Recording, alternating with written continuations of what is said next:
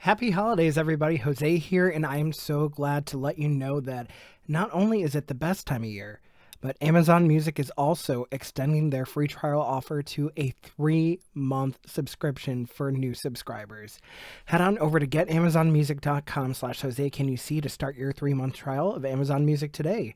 Whether it's getting into the Merry Mix playlist or even listening to Amazon's original version of Someday at Christmas performed by Grammy Award-winning artist Lizzo, and even listening to some of your favorite podcasts and 70 millions of your favorite songs, there's definitely something for you on Amazon Music. So definitely head over to getamazonmusic.com/Jose Can You See, getamazonmusic.com/JOSECANUC, and make sure to start streaming today while you can get that additional 2 months of extra music. 3 full months of Amazon Music can be yours for this holiday season. Thank you so much to Amazon for partnering with me, and enjoy today's episode. I don't know about you guys, but near me, the weather outside is definitely getting frightful, but the coffee inside my cup right now is most certainly delightful. And that's thanks to Grinding Coffee Company. Grinding Coffee is Black LGBTQIA plus owned and based out of Georgia, shipping nationwide in the United States, and they house a variety of blends and flavors like Bourbon Delight, The Gay Agenda, and even your classic donut shop blend. And the best part is, not only do they sell fantastic coffee and an assortment of grinds and beans, they also sell mugs and hats to keep you warm inside and out this winter. Head on down to grindingcoffee.co and you could use code Jose to get 10% off your order of coffee or accessories. Again, that is grindingcoffee.co, and using code Jose will get you 10% off your favorite coffee needs or accessories. Thank you so much to Grinding Coffee for partnering with me over the last few years and keeping me warm this holiday season. And now back to today's episode.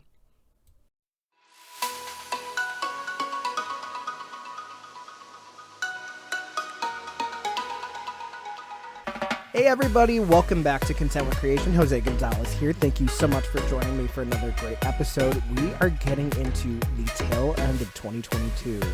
It's crazy how this show has evolved over the last few months. I'm so proud of it. Getting to have so many great conversations with some incredible people, including this incredible person today. Someone who I've seen blossom so much over the last couple years, really just hitting another stride when it comes to content, when it comes to wrestling, when it comes to just being a badass. The dad bod demigod, Joey Mayberry. How are you? Well, right now I'm a biscuit because you just buttered me up, so I appreciate it. I mean, it's what I'm here for. How's it going?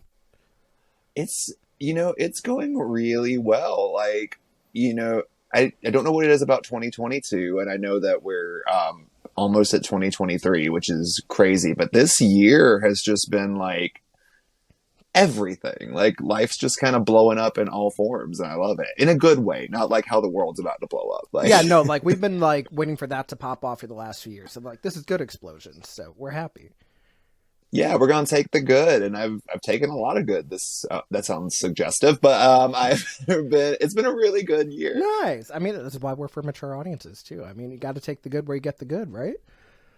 I mean, you couldn't have me on here if it was for children. I've got the filthiest mouth half the time. I mean, that does kind of lead us right into being a young one from back in the day. So obviously us being millennials, we did kind of have the luck of like experiencing everything and also seeing like the internet mature kind of like as we matured. So like, do you have like any early online memories that always stick out to you? Yeah, actually, like when the internet was like first like very accessible, like I grew up, my parents were always like, we have to get the latest and greatest because that was just them. Because like also my parents were 19 and 20 when I was born, so like they were just going through their 20s as I was, getting into and they were getting in their 30s when I was like around that time. So they were just like, we're gonna buy everything, we have money. So I got the old school AOL with the Yeah. God. and then kind of like I remember that, but then like my earliest internet memories definitely started with the MySpace era. Like no lie. See, I feel like I missed out on the MySpace era because like my family was also very like into everything. So like I remember like early 2000s, my dad had like one of the first Alienware like PC stuff. Like he was in deep, like playing old computer games. Like we had like an old HP where like we had to actually unplug the phone and like waiting like 500 years for a song to download on Morpheus because we weren't going to pay for it. And then half the time it ended up being porn and just, oh, the good old days. But yeah, I feel like I was always like more of a Yahoo Answers kind of person growing up. Oh yeah, I never got into Yahoo. I once college hit, I got very into AIM, but Yeah. that's about like my biggest one. But like when MySpace hit, like that was just like golden for me because legit, I don't know if you can tell by me as a human, I am a literal attention whore. Like I Whatever love could give all that of away, it. Joey. I don't know. I try to keep it Yeah. subtle, but legit, as soon as I could like post my pictures and like talk about life and everything, like MySpace was it for me. No, I feel like it's crazy that like we've gotten to see so many incarnations of social media, even back to like the instant messenger days of just like waiting for someone to pop up, having like a screen name that you regret 15 years later, just like the ASL days, like just not knowing who Oh, the hell you were talking ASL. to on the internet, and then either having a great conversation or just having cyber sex. I never got into like okay, Yeah. so I can't get into cyber sex. I'm really bad at it. Like I'm just not a very like sexy verbal That is fair. person. So like yeah, they're like tell me something sexy and I'm like Taco Bell's having a sale on nacho fries. Like that's me. Yeah, like covering my tits in queso or something. I don't know. See, that sounds like a night. That's what I want to do. Come through, queso Oh tits. my god. See, that's gonna be the new episode name. Actually, just forget the whole like interview with Joey Mayberry. That's what we're going with. You know, that just works. So I support it. Also, come through queso tits shirts coming soon to my Yeah. Teespring. Yes, we know we got to support this fabulous gear that he's been pulling out the last few weeks. So we really need to. Come on, it's money, people. Spend it. Please, please. It takes a lot of money to look this cheap, darling. I know. I mean, like a lot of goes into the presentation, which obviously you've had a lot of work with presentation over the years, especially kind of being a theater kid as well too. So what was that like? It was really weird for me to be honest, because I didn't really know what the theater world was. I kind of just fell into it. Oh, So, in high school, I really was just a big nerd. Like that's what I did. Like my parents always like raised me to be an athlete. They wanted me to play football, and then I got into wrestling when I was in like junior high, and that's what I did. And I football I hated with a passion. Like every moment of my life I spent in shoulder pads until they were padded and had spikes on them when I was my diva self. Hated shoulder pads. I hated everything about football.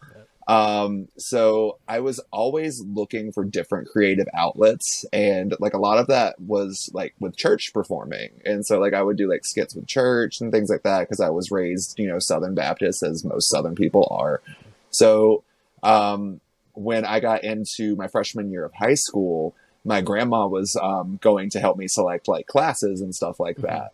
And she was in the office with me, and they were like, "Here are electives, just pick one." And she's like, "You're good with like singing and acting, just do drama." And I was like, "I don't know anything about drama." And she's like, "Just do it." And I was like, "Oh, okay, grandma, I'll do it."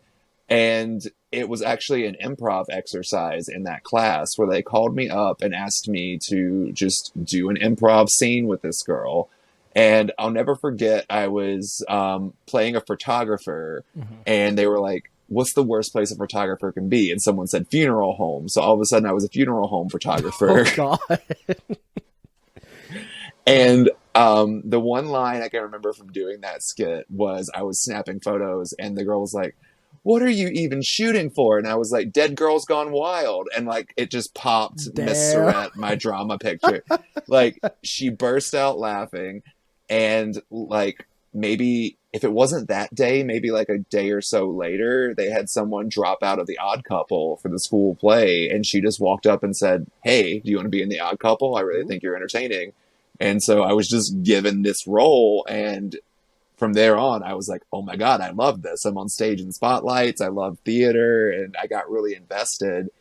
And then by my senior year, I was like, I'm done with football. I'm not doing that anymore. I finished up wrestling a little bit, and I just was completely invested in theater and was like doing, I was writing and ended up developing my first ever play, which wound up being like the play from my senior year of high Oh school. So I wrote wow. my high school's school play, and that's how I went to college. So I got a playwriting scholarship. Nice. That was awesome. So we're doing a lot more of like standard drama. We're doing comedy, musical, like kind of everything. A little bit of everything. Definitely once I got into college, I got to kind of explore what theater was a little bit more because I've always just been a funny person. Like I've always been the funny kid. Mhm. So um, I've never, it was really like an experience for me to step out of my comfort zone, which is being funny Mhm. and like do Shakespeare, do more serious roles, drama, stuff like that.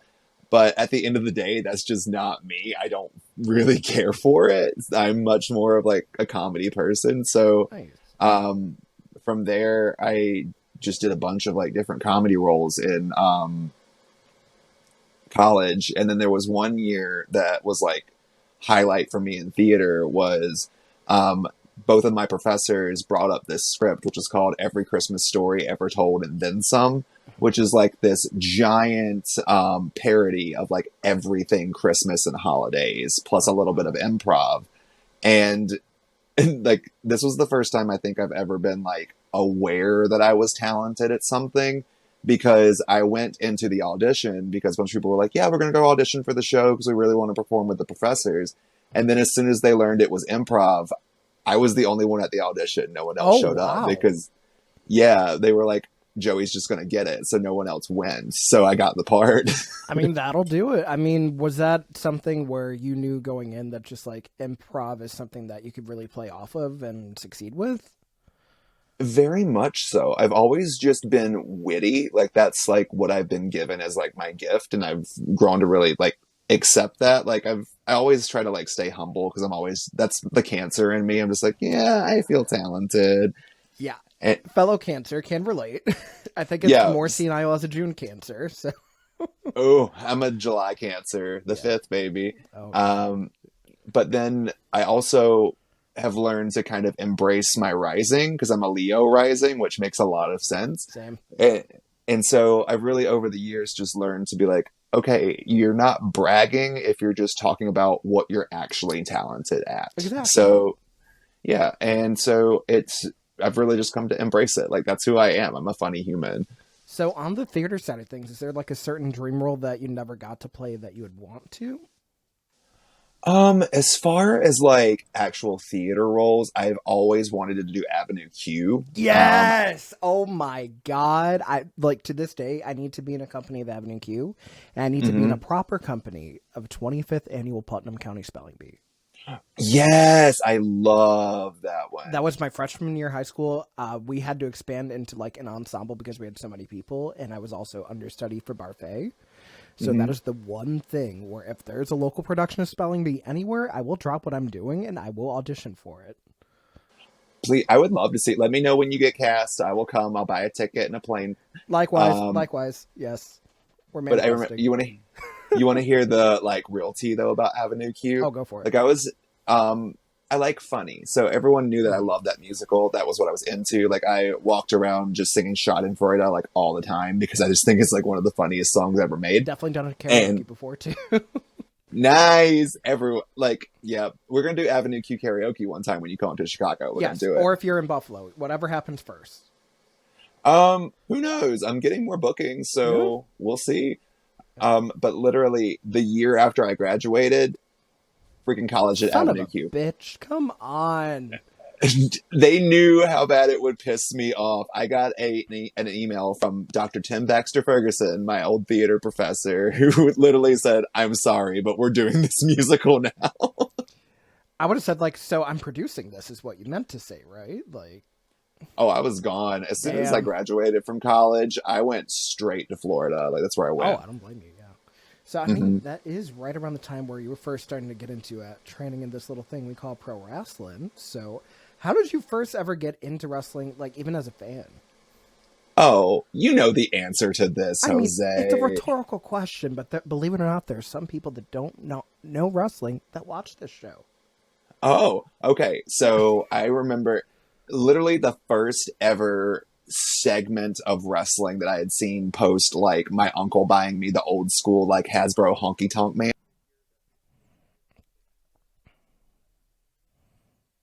Mhm. My dad randomly turned on Monday Night Raw, and it was this segment that closed out Raw where Vince was like staring at Stephanie, and he was like, "Next week you're defending the belt against Lita."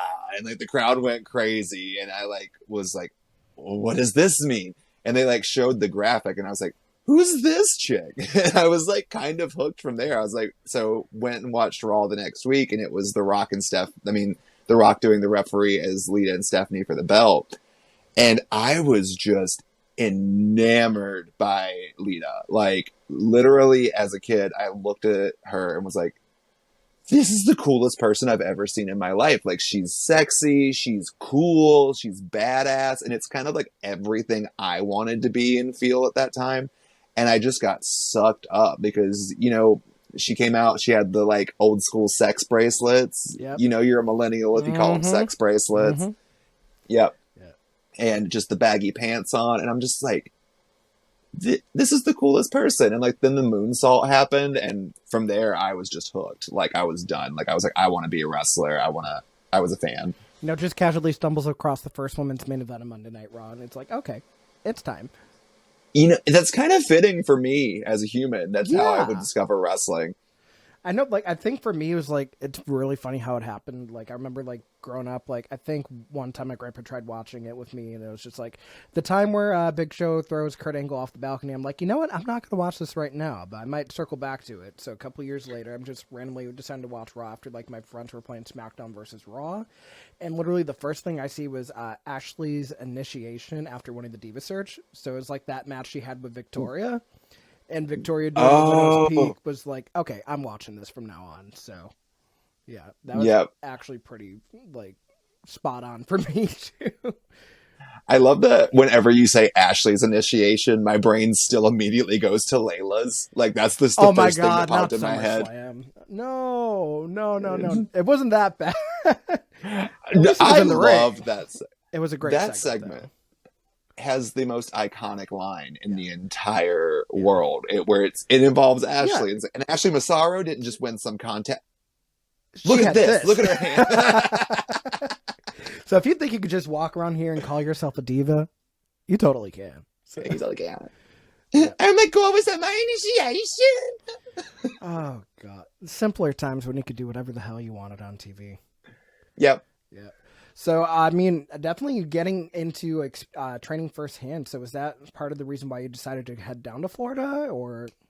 No, not at all, actually. My second love after wrestling, Disney. Disney is literally everything. That was my parents' like destination. Like every year we took like a family trip to Disney World. And I just was in love with it. Like I remember as a kid, like I even wrote out like an entire Disney tour guide that was in like a little spiral notebook. And like I wrote that out. I thought I would be an Imagineer one day was a goal at one point. And so after college, I was kind of like, what do I do after college? Like I've got a theater degree, but I don't really know what to do with it because I've just got this degree in something that you don't even need a degree to succeed in. Yeah. That's true. So, I mean, were you trying to become a cast member over there at Walt Disney World, or? Well, I actually did. So I scored a internship with the Disney College program. And so they took me right after graduation. Like I graduated on May the 30th. And then I think it was like June 7th or something like that. I was going down to Florida to move into Vista Way. Wow, that is incredible. So was it just for that program that you were there? Did you get to have a little bit of a stint there? I had a 4-year stint there. That's incredible. Wow. Yeah. So when I went down, I was originally in attractions, and then I worked so many different attractions. Like I opened up most of New Fantasyland and the Magic Kingdom. I closed most of Hollywood Studios, like their whole backlot tour, which is now like the Star Wars land. Like I closed all those attractions. So like I had a pretty long stint at Disney, and I was doing, that's where I was working as I was training to wrestle. Yeah, so, I mean, getting into this, I mean, you've definitely had an interesting journey with wrestling. You started out probably around, like, maybe 2014, 2015, really get into some of the training down there, even before that. 2013. Wow. Dang. So, like, pretty much, like, almost right after college, you're getting ready to start rolling around, basically. Yeah, I didn't really know how to get into wrestling, but, like, I was there, I was doing the Disney thing, and I was like, well, there's a ton of wrestling around here. Like you had, FCW that was turning into NXT, and WWE's always been around. So I'm like, there's got to be something around here. So I just Googled wrestling schools and I found what I thought was a good school. Um, but unfortunately ran by not so great people. Um, but I can't really, at that point in time, like there were so many other people that were there. So it kind of felt reputable. Like I was training with Lindsay Dorado, Santana Garrett, and Scott Hall was there at one point. Like there's a picture floating around of Scott Hall taking me over with a headlock, like Yeah. somewhere. And so, I just, great school, not great people is what I would say.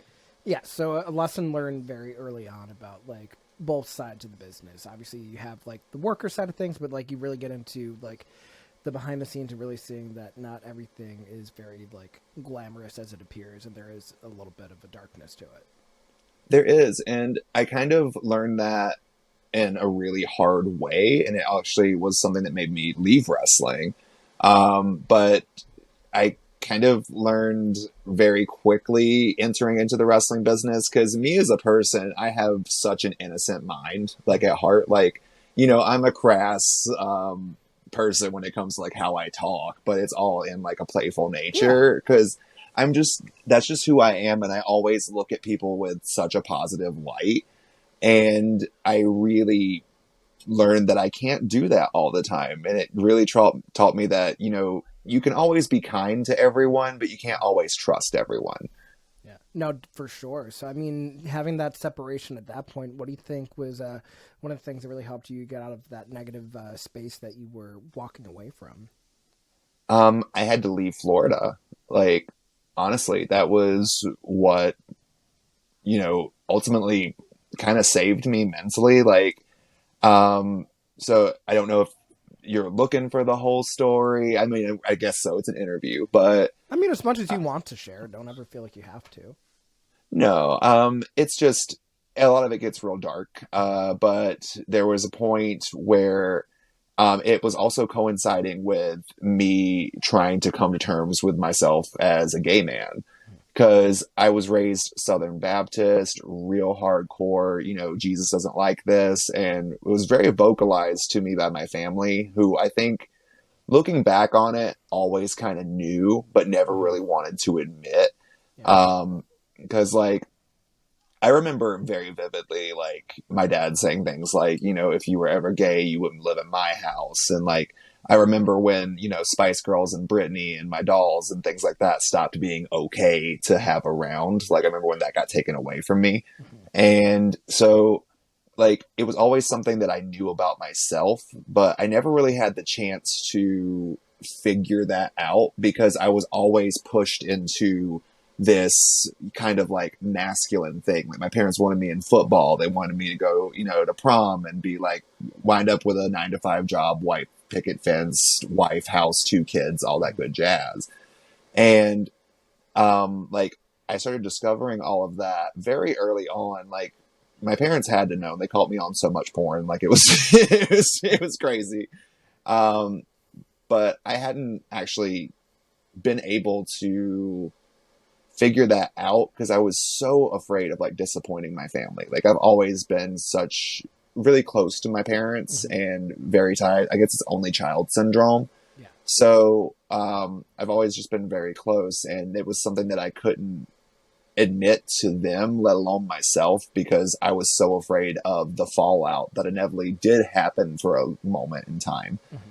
But like at the point that I was like, I can't do this anymore. Like I had a girlfriend, and I was like, this isn't working, and it's just not. And like I remember telling her like I have to break up, and being like, and she's like, what's going on? And I'm like, it's it's just not working sexually for me is how I like phrased it. And Mm-hmm. like, that look that someone gives you where they're like, oh, okay, I Yeah. get it. Mm-hmm. And like, it's also one me thing, like a me thing. I don't like hurting people. I don't like Yeah. seeing people upset. So like seeing her kind of like come to terms with it and kind of realize what's going on, but also being confused was like that moment where I'm like, I have to be honest with not only this person, but everyone in my life, because technically I'm just walking around lying to people and I'm hurting people and I'm ultimately hurting myself.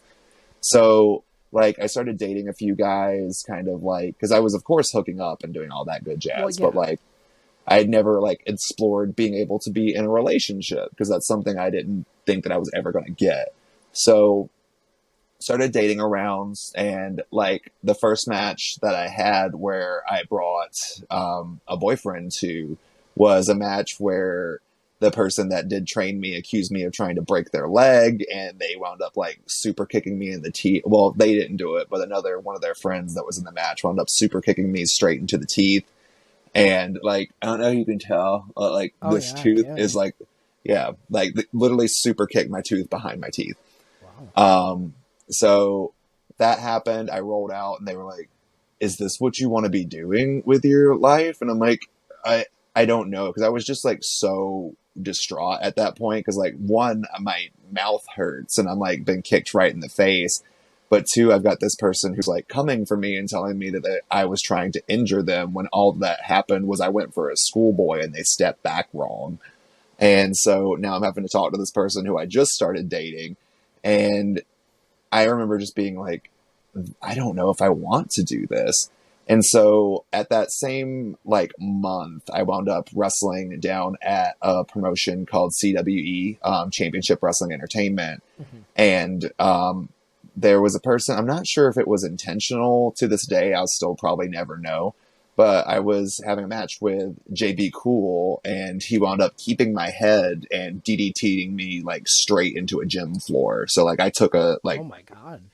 yeah, like I hit real hard, and I remember like going to the hospital and just being like, I don't even remember how I got to the hospital. Like my friends Gabe and Lizzie were there, and they're like, yeah, you weren't able to like make it to the car. Like we carried you to the car, and I'm like, oh, like shit. And the doctor was like, you need to take like some time off. You can't be doing this to yourself right now. Like you really, really could have been like injured from this. Oh my god. Yeah. So I was like, okay, I'm going to take a few months off. And so about 2 months, I took off, and then I was like, okay, I'll go and roll around in the ring. And so I get there and I'm like, okay, I'll roll around for a bit, kind of get my feeling back under me, see if I'm feeling good.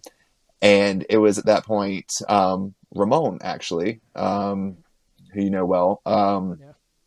was actually training there too, and was like, hey, have you heard about the things that are being said about you? And I was like, no, what's being said?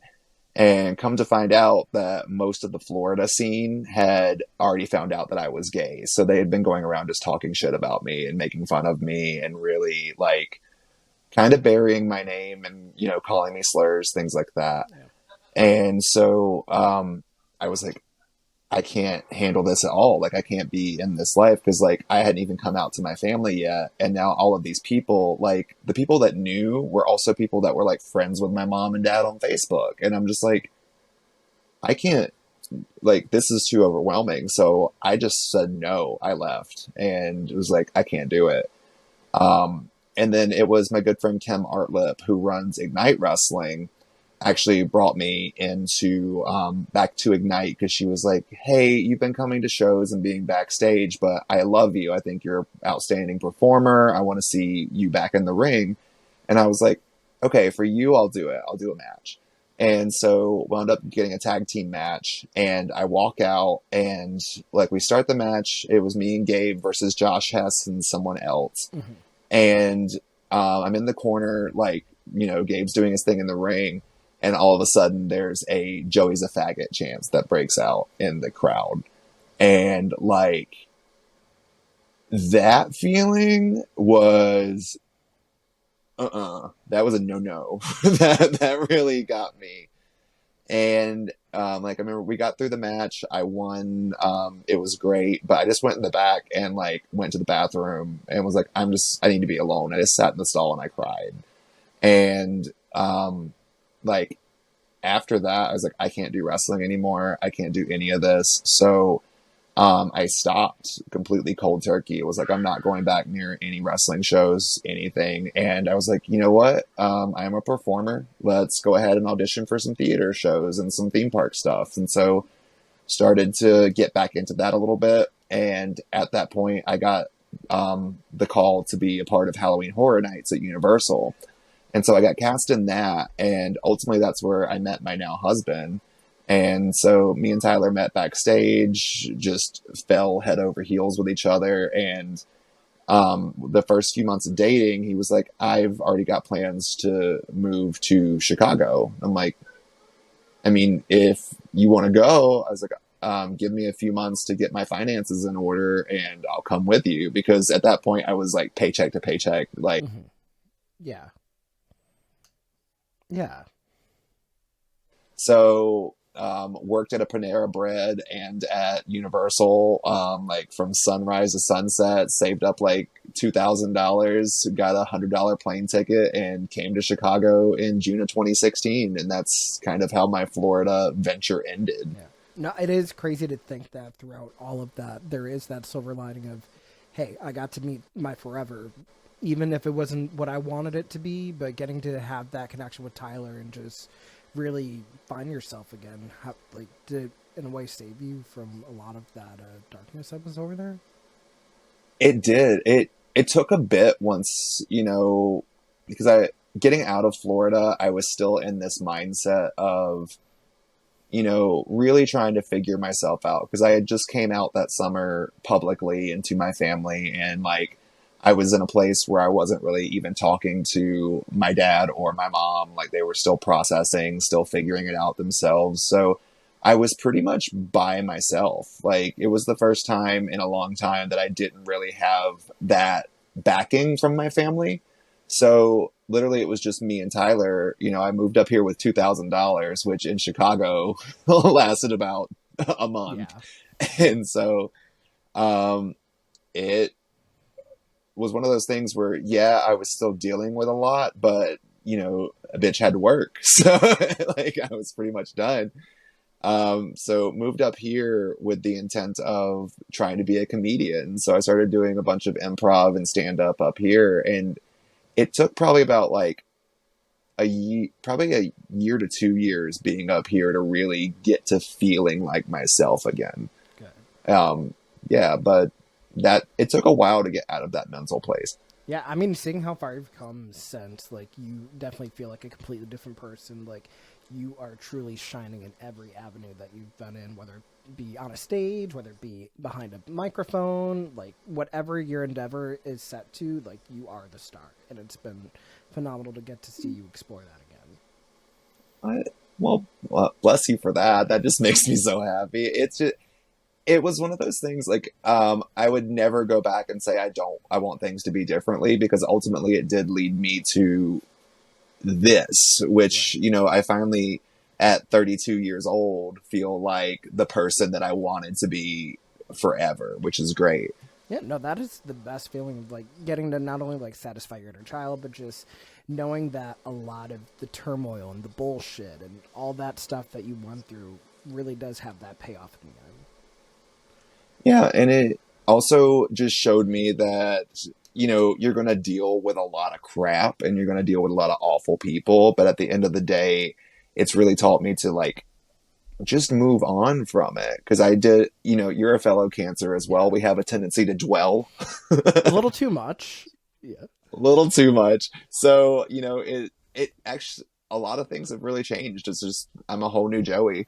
yeah, A and whole new yeah, Joey. and it is marvelously showcased everywhere, including the Ring the Bell YouTube channel. So like Oh, ring the right bell. around want to say like 2019 was when he first started really like appearing more and more on the channel. So like how did you and DS first meet actually? So, actually, I was up here and I had done a theater show down in Florida called We Don't Play Fight. Hmm. And they contacted me originally because they were like, oh, there's this theater kid that wrestles. And so the show was a mix of live theater and professional Oh wrestling. wow. So, yeah, it was a lot of fun. Basically, Act One was a straight play that had like a ring in the background where this person was trying to like overcome and become a wrestler. So you got to see all the characters kind of develop in Act One, and then Act Two was just a complete wrestling show. Oh So you got wow. to see like everyone from Act One interact and fight in the ring with Act Two, and it was such a fun show. So Jason Static, who wrote it and was directing at the time, decided to bring it up to Chicago. He was like, "I want to do a Chicago show. You're up there, and I think you're insanely talented. Would you like to direct it?" And I was like, Oh wow. "Uh, sure, let's do it." So he found a space at the Greenhouse Theater. And he was like, I've got some people coming up from Florida. Can you try to book some people up in Chicago and tell me who you can get? So, ironically, the match that I booked for our women's division was Paloma Star versus Lola Star. Oh wow. So that is a very small world then. Yeah, literally. And I contacted DS and Lola originally because I watched Ring the Bell and I thought it was a great show. Like, that was what I watched when I was on my train ride to work every day. So I was like, they're in Chicago. I want to, see if these people want to come out. So ultimately, Lola was in the show. And then me and DS went out, I remember, to walk around Boys Town and just kind of like talk and see what our interests were and stuff, because I was like, I'm a huge women's wrestling fan. I'd love to be a friend. And so we were just hanging out and talking. And then eventually they were like, DS was like, hey, do you want to come be on an episode? And I was like, sure, I would love to do it. So I did one Ring the Bell, and people seemed to like me. Sometimes they didn't like me, but that's Yeah. okay. Um, and from there, once Lola had left, I just started moving into being a regular host up until NXT and AEW dropped. And Yeah. then Moxie Molly came into the picture, and we got our own show. Wednesday Night Wars, the good old days. It seems like forever ago, doesn't it? God, it is crazy to think about like the beginnings of AEW Dynamite, NXT going live on USA, like going 2 hours. And it's just like, damn, we have way too much wrestling now. We have way too much, but do you want to feel like what's wild? When me and Moxie started doing that show, we were still covering Asuka. Oh my god, you're right. Yeah, that's how long ago that was. What the hell? I just damn. Damn, time is going too quick. I don't like this. But No, I mean, it is crazy to see like just how much of like a family you guys have become over at Ring the Bell, like having the rapport between all the different hosts. Like I know you, Paloma and DS and Moxie are all very close now. Did you ever imagine seeing how far you would come with them over the last few years? um, I never really imagined like how far I would come as far as like being a friend, because like I'm just I'm one of those people, like I'll walk up if I meet you one time and I like your vibe, like we're besties. So like that's just me. Yeah. But I never really imagined, because the show was, always initially successful. Like it was, people watched it, they loved it. But to see like where it's grown to today, Yeah. I don't think I ever imagined that. Like, to have a lot of the women that I've looked up to growing up, like know who I am before I meet them is mind blowing to me. Like that's always been the craziest thing. Like, when Paloma wrestled Jazz Yeah. and, I went to the match, I just walked up and I was like, hi, I'm Joey. She's like, oh, I know who you are. And I was like, Yeah. what? Like, Yep. what? Okay. God, that is like I was even telling DS this from our episode, but just like that whole like mini documentary he did for that tag match with Jazz and like really trying to chronicle like it could have been Jazz's last match at the time. I don't know if it ended up being it, but just it was so well done and like getting to see like how everything played out, like it was phenomenal.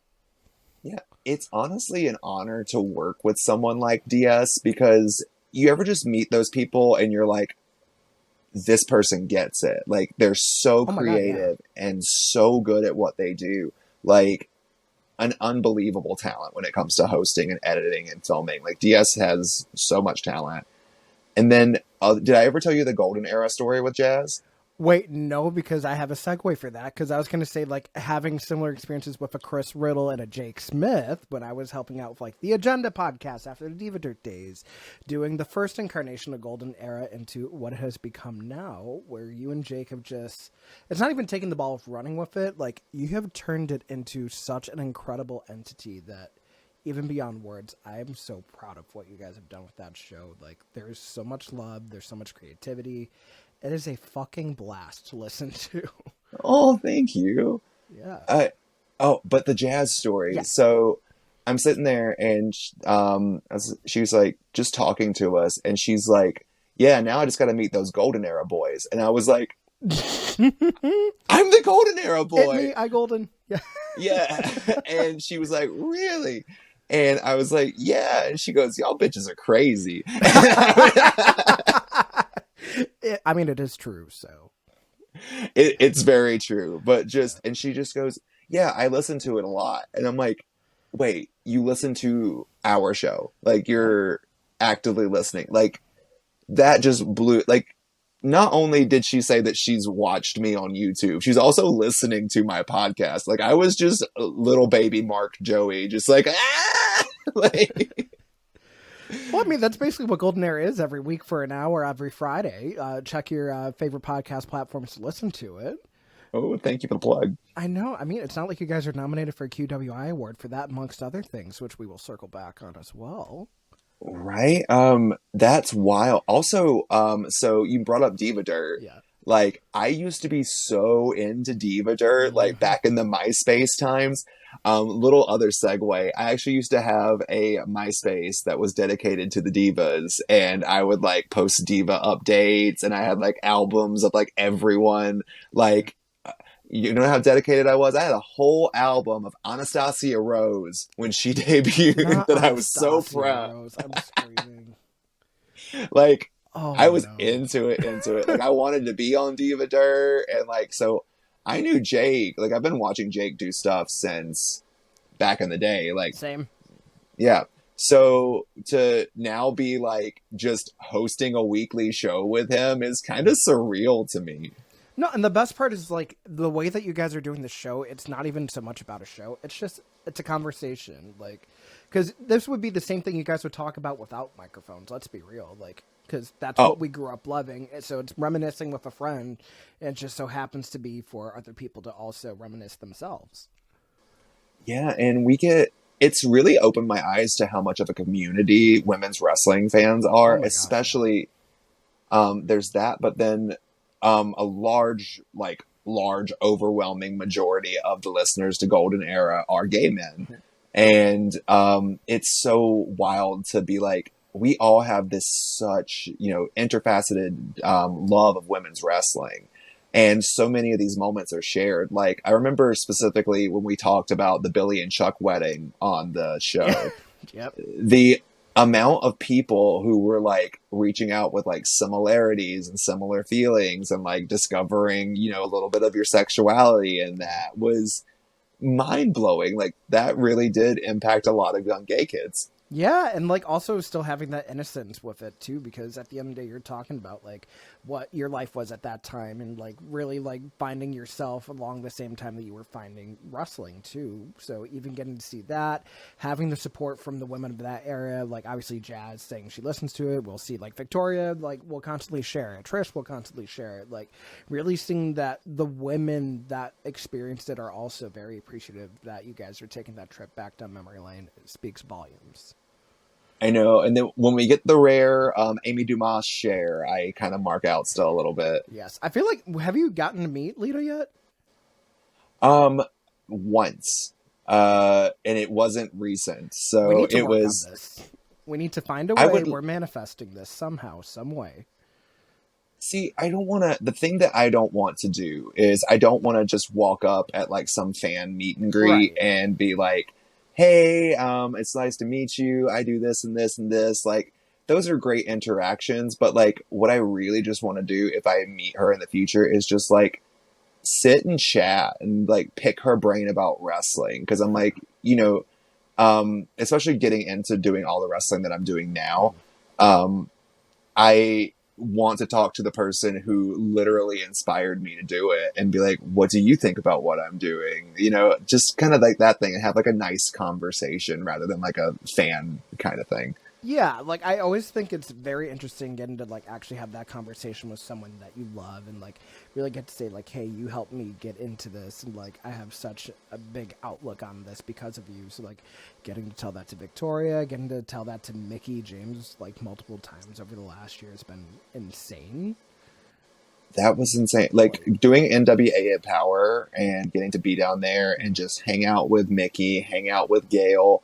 Like I was sitting there like marveling at my life because we were sitting out at the bar and went outside to the patio and we're just all chilling. And then Melina comes over and just sits next to me and we wind up having like an hour conversation just about anything. And I'm like, this is someone like I'm like I have your action figure sitting on my shelf at home and we're just sitting here vibing like this is the coolest thing in the world. Like yeah. I like what's going on with my life right now? No, and I will say, like, even like not from like them power stuff, but like over like this past like WrestleCon and everything with them doing like GAW TV's WrestleMania, like when Mickey James is in charge of something, shit gets done. Like I Yes, it remember does. it's right after WrestleCon ends, so like we go downstairs to the ballroom. That's where they're gonna end up having it like the nice fundraiser, like social, like champagne party. Little did we know High Spots was using that as the locker room for everything that was in the other ballroom, like for all the different shows the whole weekend. So Yeah. there's gear, there's like signed trading cards, there's just a bunch of shit everywhere. And I'll be damned if me, Ella, and Mickey didn't transform that ballroom in like maybe 70 minutes into like what actually became for like WrestleMania. It's like getting a bunch of balloons done, like getting the champagne ready. Like we turned that damn room out, three people, like nothing. And like seeing like Mickey go like that, it was so freaking cool. But like she is a badass and people really like need to give her more of her attempt when it comes to like the mind and like the person that Mickey James is, not even just the wrestler. Very much that and just getting to like talk to her and hear like her demeanor. She is like something that I idolize and she does it all with kindness and I Absolutely. love that. Like it's just kind of crazy. Like I'm here like these women are now people who know me and they're watching me do stuff and watching me develop. And at the same time, I'm like, I wouldn't be doing any of this if it wasn't for you, which is wild. Yeah. I mean, kind of getting back into it now, like here we are in like this new run over the last couple of years of like finding Joey the wrestler again and really seeing like, you know what? The same reason that someone might have cast me aside before, I'm gonna make that the main reason to see me now. So like seeing you so out and like so flamboyant and over the top, really just this larger than life character, but also still getting it done in between those ropes like nobody's business. Like, when did you know that you were ready to kind of get back into it? Honestly, I started getting like the little itches, mostly just from doing Ring the Bell. And you're constantly watching wrestling, talking about wrestling. And it's like, oh my God. And then I'm dealing with like, or not dealing with, working with Paloma and Moxie, who were still wrestling. And like those little things, I'm just like, oh my God, like I really miss this and I really want to try it again. So like the moment that I knew that I wanted to get back into it was that match with Paloma and Cody that was on Ring the Bell. Oh my god, Um, that was so like that was so much fun. it was so good, and like the feud that we had where the fans were so into it on Ring the Bell that they were just invested, like they wanted to see Paloma whoop my So ass. was that just supposed to be like a one-off thing to kind of get back in the ring? Like you weren't expecting to have a run at all, or? So I had wrestled since I moved up here. I did one show per year, and that one show was Lucha in the Park.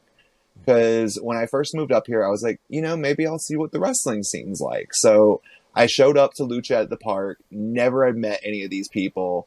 And I just walk up and was like, hey, my name's Joey. I trained down in Florida. And it was Ricky the janitor who actually recently just passed. So much props to him.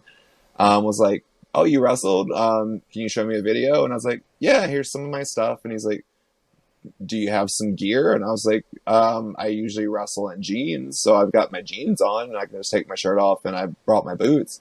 And he goes, go show me what you got, and puts me in the opening match of the show. And I was like, Oh shit! yeah. And at that point I hadn't wrestled in like almost 2 years. So I was like, Had you even taken a bump in 2 years? no, not really. Oh boy. It had been a minute, like aside from doing that wrestling show, which was more theater, less wrestling. I really hadn't done anything, and I went out there and had a match against Chris Mansaikai. I love him to death. I tell him he needs to change his last name because I can never say it. Um, and we threw down, and the crowd ate it up. And from there, every year, Ricky would just hit me up and be like, "Hey, come on back. We want to see you and want to see you work." And I'm like, "Okay." So that show was coming up, and he had also booked Paloma and had reached out to her, and I was like, why don't we see if we can fight each other and let's make a storyline out of it on Ring the Bell? And Which is that's how it perfect, happened. by the way. Like seeing that, like you like getting to play it more the heel side, which normally Paloma gets to do, which was actually kind of a nice twist of fate, where like you got to be more of the exuberant diva and like the bitch out of the two, and then seeing her get her comeuppance, and like also having Cody in there as another character too. So like getting to have that pay off, like even beyond just for the promotion, but getting the viewers in on it too. Yeah, which was great. Also, Cody was thrown into that match. We didn't know that he was going to be in it. Oh, so that just Uh, worked out perfectly then. yeah, and it worked out perfectly in such a good way too, because I didn't end the match a heel. So like the fans could still be like, "Oh, okay, there's a reason that he's not dissing on Paloma anymore," and it still Yeah. kept with the story. Mhm. And from that point, I was like, "I got to find out a way to do this, and I got to find a way to get back in the ring." So December 3rd, 2020, I hopped into the ring again because as soon as I was like, I need to get back in the ring, the whole world shuts down. Yep. So You know the rest use. the huge. So as soon as I was able to, December 3rd, 2020, I went to Chicago Style Wrestling, talked to Steve Boz, who's just such a sweetheart, was like, you've got a bunch of experience. I know you can kind of work, but let's, get you back in ring shape and get you back, wrestling well. And I was like, let's do it. And from the rest is kind of history from there. Yeah, it has been phenomenal to get to see like that whole side of things, like getting to see like you play up the camp a little bit more, even exploring tag team ventures slash feuds with your bestie, frenemy, whatever you want to call them, Mateo Valentine. Mateo's my love. I have nothing but love. Like, I feel like Mateo and I are just like two brothers. Like, at certain points, we annoy the ever loving piss out of each other and we won't talk for like a month. And then, we're besties the next month. And like, I love him to death. It's just whenever you guys are at a wrestling show together, it's always 100% pure love.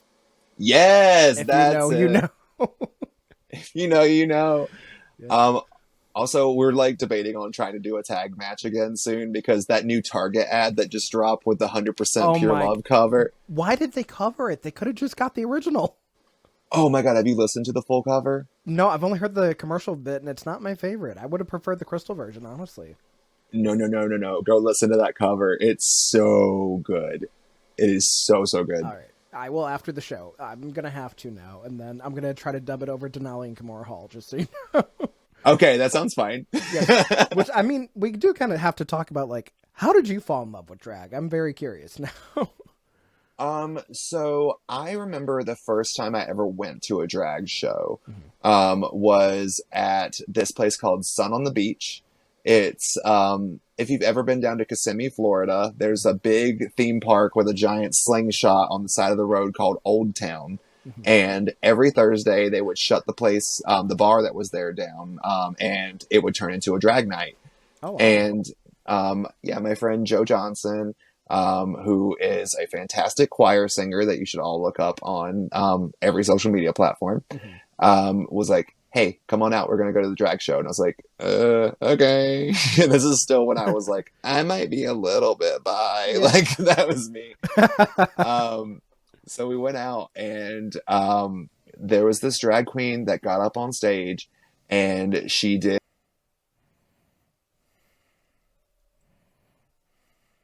I Want to Dance with Somebody by Whitney Houston, Mhm.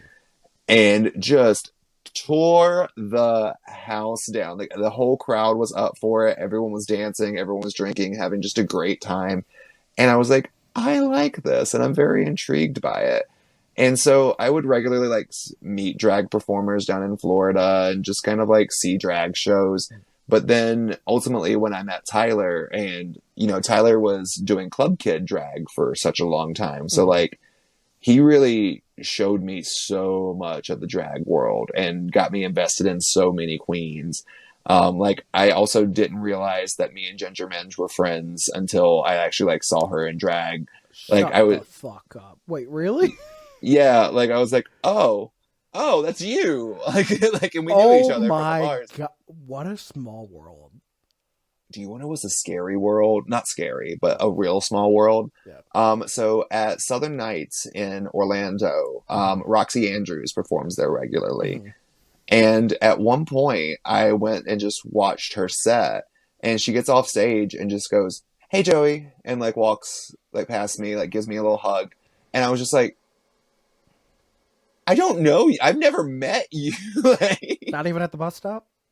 not even at the bus stop. I'm not taking no Orlando bus. What are you thinking?" But Yeah. literally just Yeah. walked away. I was like, "Hey, Joey," I was like, what?" I mean, wait, was that after All Stars 2 or? um, I'm trying to think. I want to say yes. Okay, so it was the Here to Actually, Make It Clear era. So that's what we need to.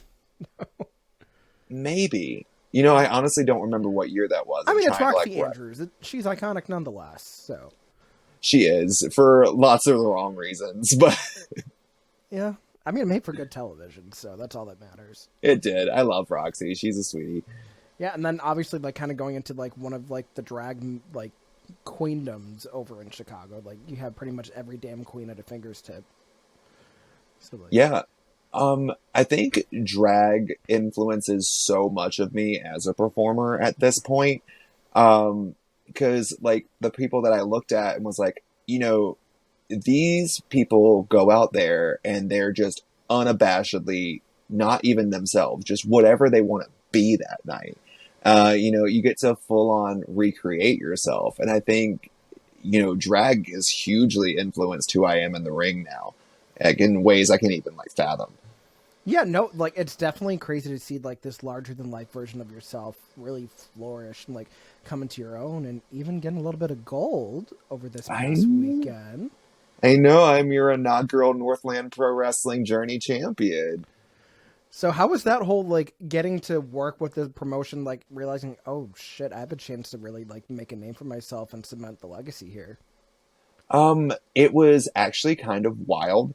So, I got the message that I was getting the belt, and the promoter was just like, you know, there's few people in this company that will, you know, before your music even starts, like they start cheering when Wade, the announcer, says from your dad's DMs. Like they just light up for you. And that is how you build people. That's the forget parts unknown.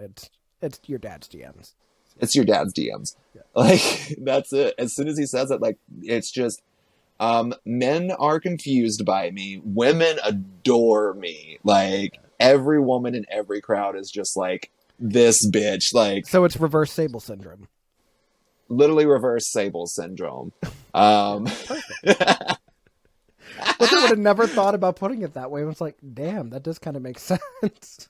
I am reverse Sable. Take that, Brian Pacheco. Oh Or boy. Brian Baum. I'm sorry. See, you can never come for his gig. Never, never, never. No, no, I cannot.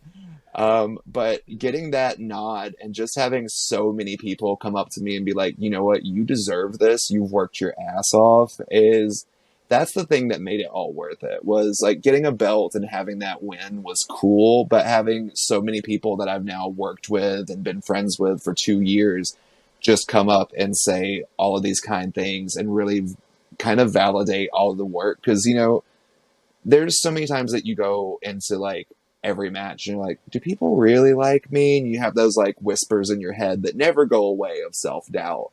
But, you know, not everyone's going to come up and tell you how great you are all the time. But to have people really come up and say, you know, you've really earned this and this is yours, like there's nobody else that could have done this but you, is like the most honoring thing that can ever happen, period. Like I can't even tell you how happy I am that I had that moment and just how proud I am that so many people had that much faith in me.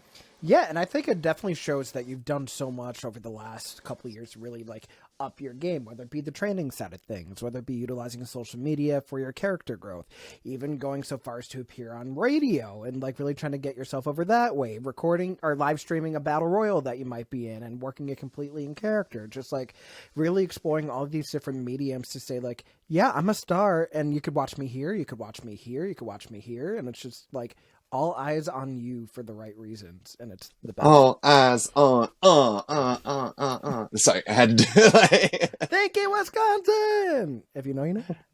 Yeah. Literally, that's what's always been my favorite thing. Like, I make a lot of content, but I've learned throughout the years that I make stuff that makes me laugh and what makes me happy.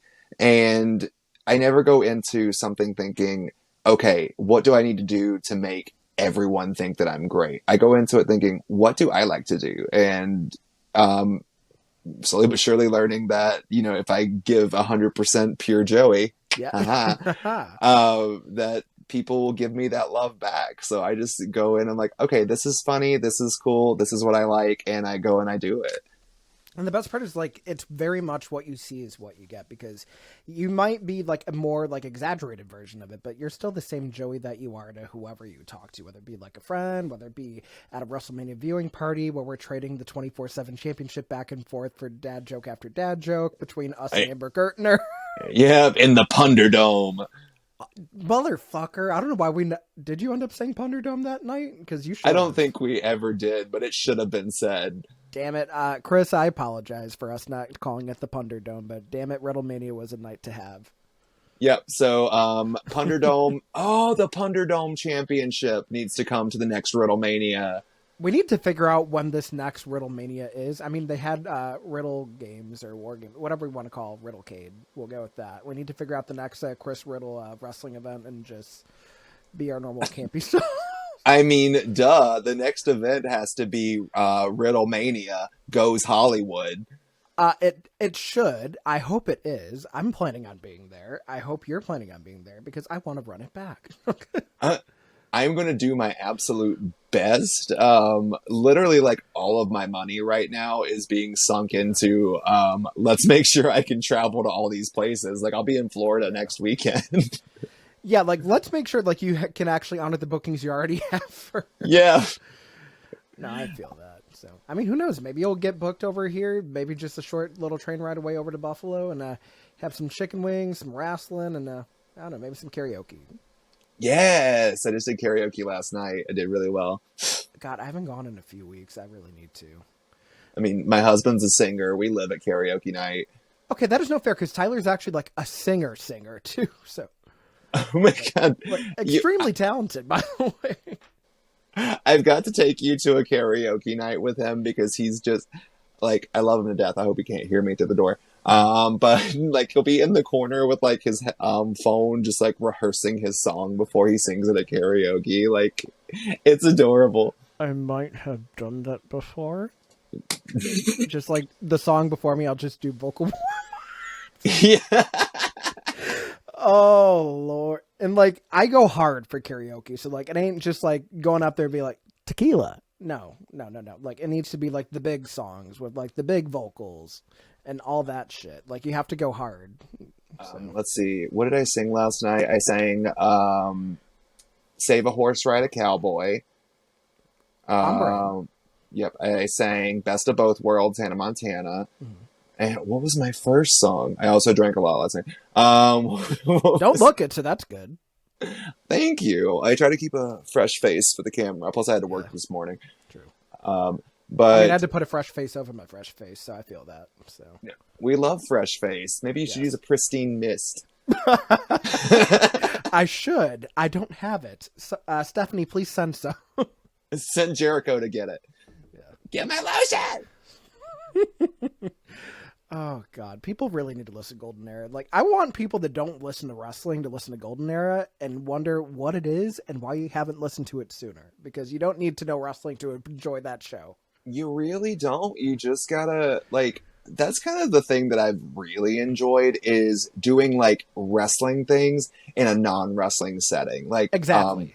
One of my favorite shows I've done was actually recently I wrestled for Proving Grounds Wrestling. We did Maximum Effort Wrestling for Colossal Con Anime Convention up in Wisconsin Dells.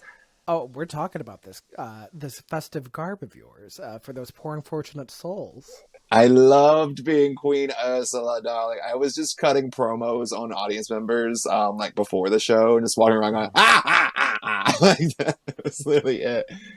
Yeah, I will Um, say that clip of you and Beachella Solange or Chalance Royale in that match was just like, yes, we need more of this in wrestling. Why can't we have more of this in wrestling?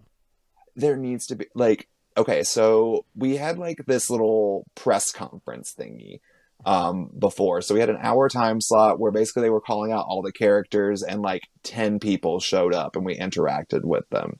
By the time the show opened, we had like it had to be close to 400 to 500 people in that room. It was standing room only in this ballroom. And that's how you do it. That's how we do it. And they were like, I don't know how many of them were wrestling fans. Like, obviously, there was like some people in the front row that were dressed up like MJF and things like that. That you're like, okay, these are the wrestling fans. Yeah. But Hopefully they like the had people, deodorant. who knows? It's also an anime convention, so their deodorant's a questionable thing. So Yeah. Yeah.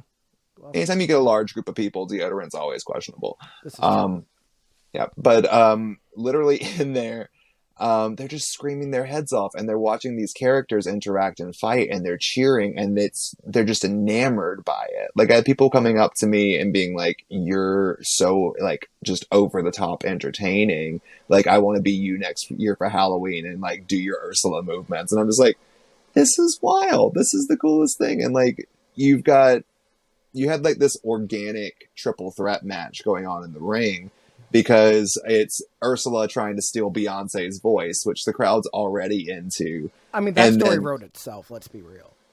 it did. And then on top of that, now you have a stormtrooper come out and insert themselves because they're trying to arrest Ursula for running a brothel on, what was it? Naboo with the Gungans. Follow up question: did the stormtrooper hit any of his offense? No, so the first spot of the match was just stormtroopers like punching and doesn't hit anything, and then I just belt out, "Don't worry, stormtroopers never hit anything." And the Exactly. Thank you. that It was that canon. crowd popped so hard for that, and it made my life. They ate it up, and then it made it even better because also I'm wrestling in this giant like tentacle suit, so I don't have much movement at all. Yeah. Very So I was Victoria's Sumo suit tease. very that. So like I told both of them, I was like, "Hey, do something, take me out, and then like y'all start brawling." And so basically, they took me out with like some offense, and I'm laying in the corner just watching the rest of it happen. And Beyonce just putting the whooping on a stormtrooper. Like, shout out to Solange and Greg Murray, because, well, shout out to Greg because he got the living hell beat out of him by her. But it made it so worth it because the crowd was so invested that when the stormtrooper did finally like rear back and deck her and lay her out with the forearm, and he finally connected, they erupted and they were Wow. so against him. And it just, that was such a good show. That crowd, that's one of the most invested crowds I had worked probably since Gay Brunch, honestly. Which is still crazy to think that that was not that long ago that you did gay brunch.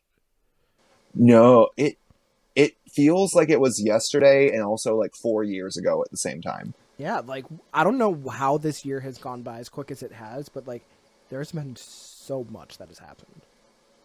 So much, especially like in life in general. Like 2 years ago, I was like, I'm going to get back in the ring. And then I'm here for 2022. I've had probably more matches this year than probably at any other point in my career annually. Like I'm featured on Fight TV. I'm on Gay Brunch, which is like the pinnacle of gay wrestling at this point. Like that's where you go. And then like I've had numerous matches with like, you know, different stars from TV, like on AEW. So I'm slowly inching my way, I think, to finally getting that dark match, and I'm waiting for it. I mean, we just need those promo pics above anything else. Like the dark match can be a squash. Like let it go maybe 30 seconds. Get that promo pic because you earned it. I know, I just need that promo pick. But also, I I've learned a lot about wrestling in the last year, which is, something that I've always heard. And honestly, the two people that have made quotes that have influenced me the most in wrestling this year are Effie, and then of course the lovely Amy Dumas. Yes. So the thing that Effie said was, go out there. I go out there without any expectation, and I don't even have them like bill me as anything. I just have the announcer say, "This is Effie," because I am what I'm giving you, and you don't need to have any preconceived expectations. And I was like, I dig that. That makes so much sense. And it's like, I'm just presenting what I've got. It's not something like you're expecting something out of me. Like these people who are doing like these signature moves. Like when you think of like Ember Moon, you're like, oh, okay, if she doesn't hit the eclipse, then I'm going to be disappointed. With me, it's like, if I don't see Joey just act outlandish, then you're disappointed. So it's like, I can literally do whatever I'm going to do. And that really spoke to me. And then one thing that, I heard Lita say when she was like talking about stuff with future, or the newer crop of women's wrestlers was, don't focus so much on all this in between, like hitting move, move, move, making that crowd go at all times. Focus on making a moment and making a moment stand out, because that's what you're going to be remembered for. And that's what I do. So like if I could get on Dark and just hit one running ass and gyrate for a second, that's my spot. That's what they're going to remember me for. So that's what I want to do. I mean, just looking at everything coming up in 2023, I think Victoria Monet said it best. This your motherfucking moment. So I can only see such great things coming for you, like regardless of whether it's going to be the podcast game, whether it's going to be on YouTube, in the ring, whether it's on OnlyFans, like whatever you set your mind to, you are going to. TikTok's going to be the player. You know what? We've gone this whole interview and we have not talked about TikTok once. As someone who's gone viral, both by sound had 6-digit followers until they banned the first account, and just like, okay, like we need to circle back to that really quick. Like, how did TikTok just end up happening for you? I just kind of found the app one day, and like I first found it back in like 2018 when it was like a new thing, and like people weren't really using it. They didn't really like get it at the time. And I can't remember exactly what it was called, but there used to be like an old lip sync app. Yeah, Musical.ly. Musical.ly, that was it. Yeah. And I had so much fun with that. And then it left, and it changed into something else that they that rebranded. changed into TikTok, because I know they also had Triller at the time, which was also doing the lip sync thing. That Dub Smash is probably the one that you were thinking Dub of. Smash is what I'm thinking about. Yeah. I ate that up. I loved doing that. So. And so did Selena Gomez on The Tonight Show, because she couldn't do musical impressions. What? Yeah, valid. But I love Dub Smash. And so as soon as TikTok was kind of a thing, like I just started doing them because I was bored at work. So there's like my first TikTok, before it got deleted for reasons I'll never know because it's TikTok. Literally like a bunch of my first videos were just me sitting at my desk in an office just doing random lip syncs because I was just having fun. Yeah. And then people just started liking it. They were like, we think this guy is funny. And it just kind of took off out of nowhere. And then the infamous Cozy Burrito video happened, which was just me laying in my bed and saying something random that popped in my head. And now like celebrities are using my voice. Like I've been turned into animated dragons and hamsters, and there was that. The one that always sticks out to me is, can I see your ID? Oh no, you're good. Yep, starts with a 19, which, yeah. Oh shit. Thanks for that reminder, by the way. You're welcome. I get that a lot on TikTok. Like people give me ish about it.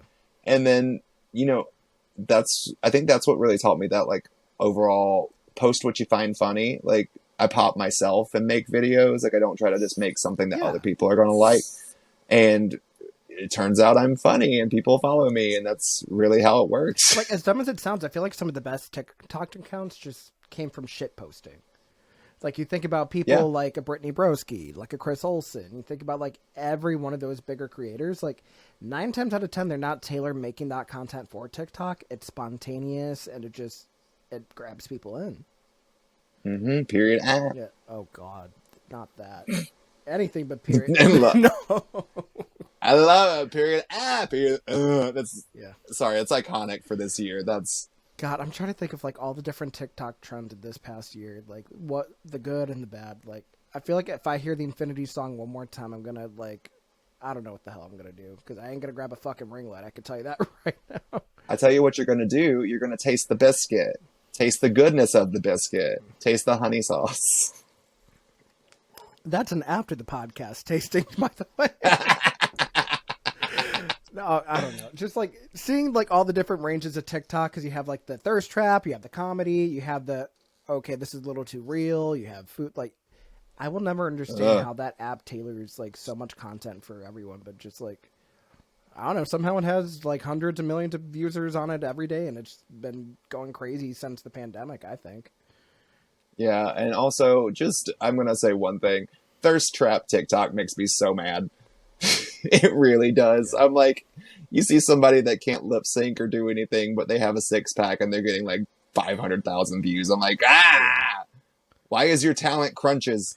Yeah, like no, like go be hot on Instagram, go be hot on OnlyFans, like, and even then, like, it doesn't matter if you have abs or not. If like you're feeling your oats, feel your oats wherever the fuck. But yeah, I've actually also really enjoyed that. Like, speaking of like OnlyFans and things, it's stuff like that with, because I've always had an insecurity about my body. mm-hmm. Like, high school, I was a 300-pound kid. Like, I was big, big. Yeah, And I lost a bunch of weight when I started wrestling, and people were still like making fun of my body because I apparently looked awkward or didn't work out enough, and I was scrawny. I got called scrawny, which was for me. I was like, really, and then that was apparently a negative thing. yeah.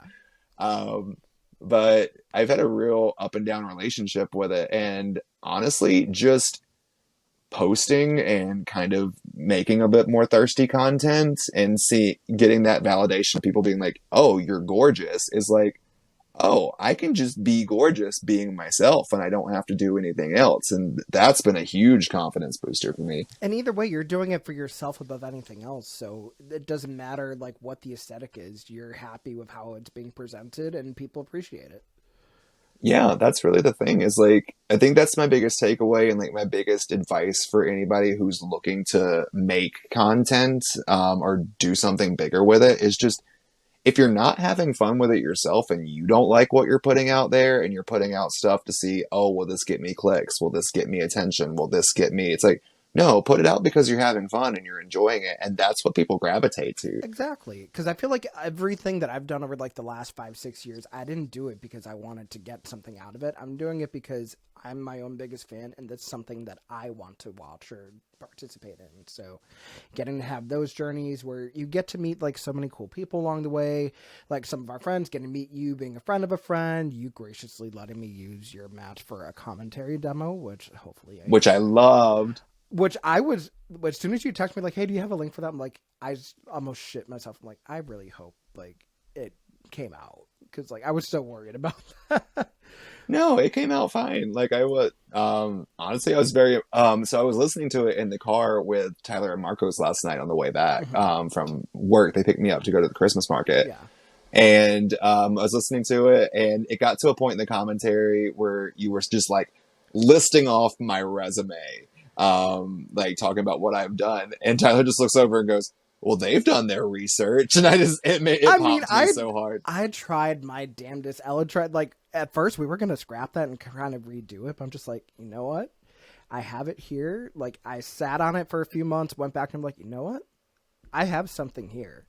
Because either way, like that's only going to lead to more and more, and then hopefully, maybe one day, I'm actually calling you in the booth in person, and I could really show like, oh no, like I know Joey, like Joey's the shit, like he's done this, he's done that, and like really get to put over whoever else deserves to be put over on that show, which is everyone on the card, not just yourselves, people. But Right? yes, it takes a village, so remember that. But no, it's just crazy, like the people that I've gotten to meet and interact with over the years, and just seeing like how everyone is all for everyone winning and not just themselves. And it shows like, hey, we have a good group here.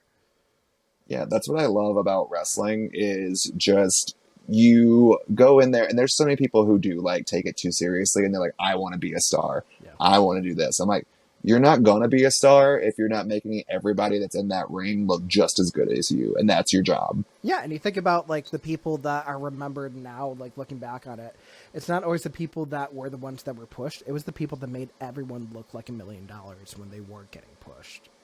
We respect the Ivories, the Jacquelines, the real golden era troopers. Like, Yep, the Molly Hollies, like all of them, the Dawn Maries, the Nydias, like the long lost like names. Like no, like I wouldn't say like there would be a Tori Wilson without a Nydia. There wouldn't be like maybe a Trish without a Victoria or a Jazz. Like there's so much that goes into making a star other than just being that person.